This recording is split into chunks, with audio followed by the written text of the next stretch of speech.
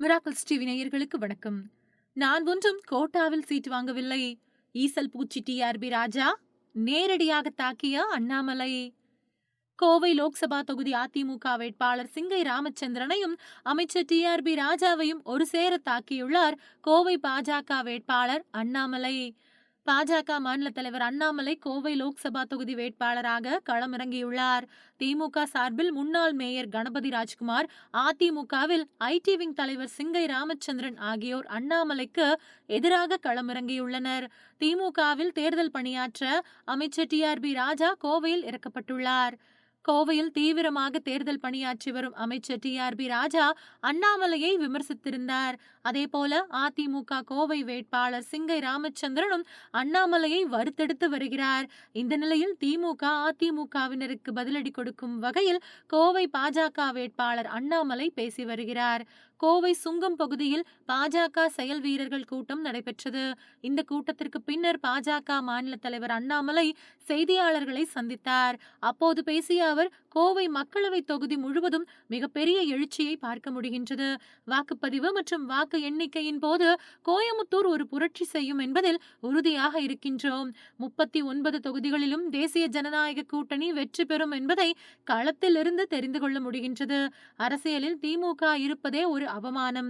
திமுக 1967 என்றைக்கு தமிழ்நாட்டில் ஆட்சிக்கு வர ஆரம்பித்ததோ, விஞ்ஞான ஊழல், குடும்ப ஆட்சி, பணத்திற்கு வாக்கு கொடுப்பது ஆகியவை திமுக வந்த பிறகுதான் உருவானது. இன்று தனக்கென்று எதுவும் இல்லாமல் ஒரு பொம்மை முதலமைச்சராக இருக்கிறார் ஸ்டாலின். இவர் பிரதமர் மோடியை பற்றி பேச தகுதியே இல்லை. டிஆர்பி ராஜா தஞ்சாவூர்காரர். அவரது அப்பா பணம் சம்பாதித்து வைத்திருக்கிறார். அதை மட்டுமே வைத்து அரசியலுக்கு வந்திருக்கிறார் டிஆர்பி ராஜா. அதை தவிர அவருக்கு வேறு எந்த திறமையும் இல்லை. இத்துப்போன டப்பாவோ கொலுசோ கொடுத்து கோவை மக்களை விலைக்கு வாங்கி விடலாம் என நினைக்கின்றனரா? டிஆர்பி ராஜா போன்றவர்களுக்கு இந்த மண்ணில் எப்பொழுதும் இடம் கிடையாது. அவர்களெல்லாம் ஈசல் பூச்சி மாதிரி. ஈசல் பூச்சிகள் போல கோவைக்கு திமுக காரர்கள் வந்திருக்கிறார்கள். தந்தையின் எம்எல்ஏ கோட்டாவை பயன்படுத்தி வந்தவர் அதிமுக வேட்பாளர். 2002ஆம் ஆண்டு, அதாவது 22 ஆண்டுகளுக்கு முன்பு நான் கோவைக்கு வரும்பொழுது எப்படி 2 தகர பெட்டிகளை எடுத்து வந்தேனோ, இன்றும் அதே மனநிலையில் இருக்கிறேன். எனக்கு அடையாளம் கொடுத்தது கோவை. கிராமத்து பையனை பொறியாளனாக மாற்றியது கோவை. எனக்கு மனைவியையும் சொந்தங்களையும் கிடைத்தது கோவையில்தான். இந்த கோவைக்கு நல்லது செய்வதற்கு நான் வருகிறேன். அதிமுக வேட்பாளரை போல அப்பாவை வைத்து கோட்டா சிஸ்டத்தில் நான் வரவில்லை.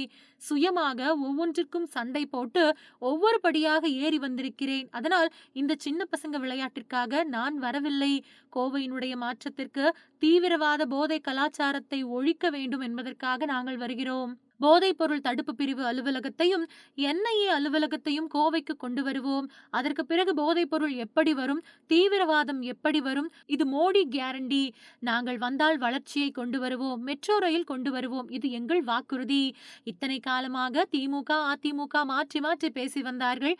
இப்பொழுது பாருங்கள், காலையில் எழுந்து 2 கட்சி வேட்பாளர்களும் அண்ணாமலை புராணம் பாடிக்கொண்டிருக்கிறார்கள். பாஜக புராணம், மோடி புராணம் பாடிக்கொண்டிருக்கிறார்கள். சீட்டு கிடைக்காத எம்பியும் அண்ணாமலை அண்ணாமலை என்கிறார். சீட்டு கிடைத்த திமுக அதிமுகவினரும் எப்போது பார்த்தாலும் அண்ணாமலை அண்ணாமலை என்கின்றனர். எங்கள் வெற்றி உறுதியாகிவிட்டது.